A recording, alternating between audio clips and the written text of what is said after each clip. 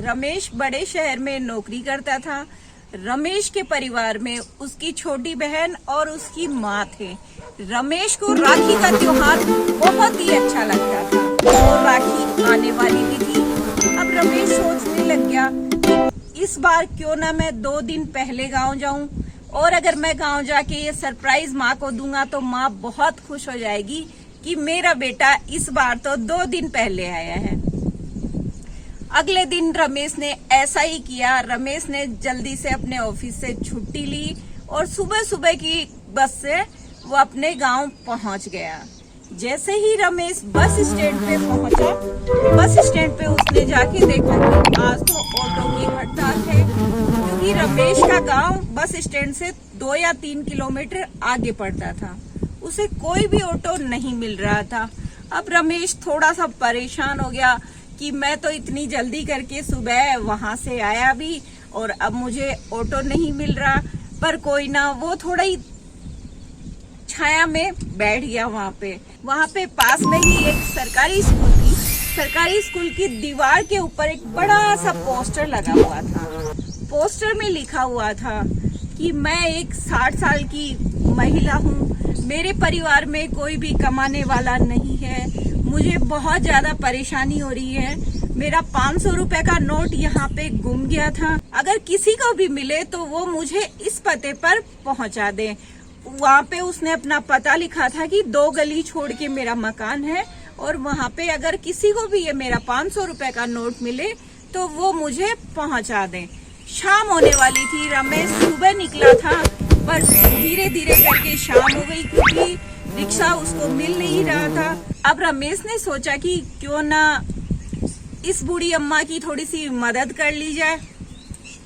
रमेश ने अपनी जेब में से अपना मोबाइल फोन निकाला और उसकी टॉर्च ऑन करके वो चारों तरफ देखने लग गया कि कहीं ना कहीं उसको 500 रुपए का नोट मिल जाए। शाम हो गई थी, हल्का हल्का सा अंधेरा भी होने लग गया था, पर रमेश को 500 रुपए का कोई नोट मिला ही नहीं। फिर भी रमेश के मन में से बार बार में से एक ही आवाज आ रही थी, क्यों ना इस बूढ़ी अम्मा की थोड़ी सी मदद की जाए। रमेश ने सोचा क्यों ना मैं एक बार जाके देखूं क्या ये सच बात है जो इस पर्चे के अंदर लिखी है। रमेश ने ऐसा ही किया। रमेश ने अपनी जेब में से 500 रुपए अपने हाथ में रखे और 2 गली छोड़ के जो बुढ़िया अम्मा ने उसके अंदर पता लिखा था उसी पते पर पहुंच गया। जैसे ही रमेश वहां पे पहुंचा, उसने गेट को खटखटाया, बजाया, तो वहां से आवाज आई, कौन है?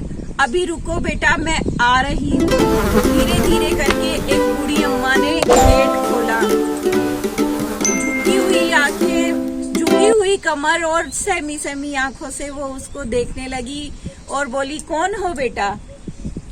तो रमेश ने जवाब दिया, अम्मा आपने वहां पे सरकारी स्कूल के पास में जो पर्चा लगा रखा था कि आपका 500 रुपए का नोट गुम गया है, वो 500 रुपए का नोट मुझे मिल गया और मैंने सोचा क्यों ना मैं आपको वो वापस दे दूं। बूढ़ी अम्मा ये सुनते ही बड़ा चौंक गई और गुस्से से बोली, कौन सा 500 रुपए का नोट? सुबह से 50 से 60 लोग आ गए हैं और सभी ये कह रहे हैं कि अम्मा ये लो तुम्हारा 500 रुपए का नोट। मेरा कोई भी 500 रुपए का नोट नहीं गुमा था और मुझे ये चाहिए भी नहीं। पता नहीं किसने ये शरारत की है कि मेरे बारे में लिखा है कि मेरा 500 रुपए का नोट गुम गया, बल्कि ऐसा कुछ भी नहीं है, मेरा कोई भी 500 रुपए का नोट नहीं गुमा। रमेश ये सुनकर थोड़ा सा सोचने लग गया। फिर भी उसने दोबारा से कहा कि अम्मा तुम ये 500 रुपए रख लो। उस बूढ़ी अम्मा ने मना कर दिया कि नहीं बेटा, मुझे जरूरत नहीं है। रमेश कुछ देर सोचता रहा, फिर उसने एक जवाब दिया बूढ़ी अम्मा को। बोले, अम्मा क्या आप मेरी एक बात का जवाब दोगे? अम्मा ने कहा, हाँ बेटा पूछो। तो आप ये क्यों मान नहीं लेती कि मैं आपका बेटा हूँ और ये 500 रुपए मैं आपको दे रहा हूँ? इतना सुनते ही बूढ़ी अम्मा की आंखों में से आंसू झलक गए और उसने वो 500 रुपए रमेश के हाथ से लेके अपने पास रख लिए। रमेश को बहुत ही अच्छा लगा और ये मानिए उसको एक अजीब सी खुशी महसूस हुई। बूढ़ी अम्मा ने कहा, मैंने तुम्हारी बात मानी, क्या तुम भी मेरी एक बात मानोगे? रमेश ने सोचा, पता नहीं अम्मा, और कोई काम कह रही होंगी। बोले, बताओ अम्मा। रमेश ने अम्मा से बोला। अम्मा ने कहा, बेटा मेरी एक बात सुनो। रमेश ने कहा, कहो अम्मा। कि जाते टाइम तुम वो सरकारी स्कूल के पास में जो पर्चा लगा हुआ है उसको फाड़ते हुए चले जाना। रमेश हल्का सा अम्मा की तरफ मुस्कुराया और वहां से चल दिया।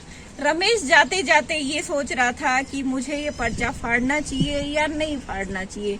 जैसे ही रमेश उस पर्चे के पास से गुजरा, उसने उसको बड़ी गौर से देखा। फिर उसने सोचा कि अम्मा ने कहा था कि सुबह से 50 से 60 लोग आ गए हैं। जब उन लोगों ने ये पर्चा नहीं फाड़ा तो मैं इस पर्चे को क्यों फाड़ूं? और रमेश वहां से मंद मंद मुस्कुराते हुए आगे निकल गया। और रमेश के मन में एक सुकून था कि मैंने एक बूढ़ी अम्मा की मदद की। उसकी एक छोटी सी मदद से अम्मा को थोड़ा सहारा मिल गया, अपनापन मिल गया। तो इस कहानी से हमें सीख मिलती है कि हमें अपने अंदर इंसानियत रखनी चाहिए, चाहे कोई रिश्ता हो या ना हो। रिश्ते से तो सभी करते हैं कि जैसे ये मेरा बेटा है तो मुझे करना है, ये मेरे पापा हैं तो मुझे करना है, ये मेरा भाई है तो मुझे करना है। पर इंसानियत भी कोई चीज होती है, सबसे बड़ा रिश्ता इंसानियत का होता है। जैसे रमेश ने बूढ़ी अम्मा की हेल्प की, उनकी मदद की, वैसे हमें भी करना चाहिए। तो मैंने ये छोटी सी कहानी आपको सुनाई। मेरी कहानी आपको कैसी लगी? अच्छी लगी तो लाइक करना और हमारे चैनल को भी सब्सक्राइब करना और एक छोटा सा कमेंट भी करना, ताकि मुझे भी अच्छा लगेगा और मैं आपके लिए एक अच्छी अच्छी कहानियां रोज सुनाऊंगी।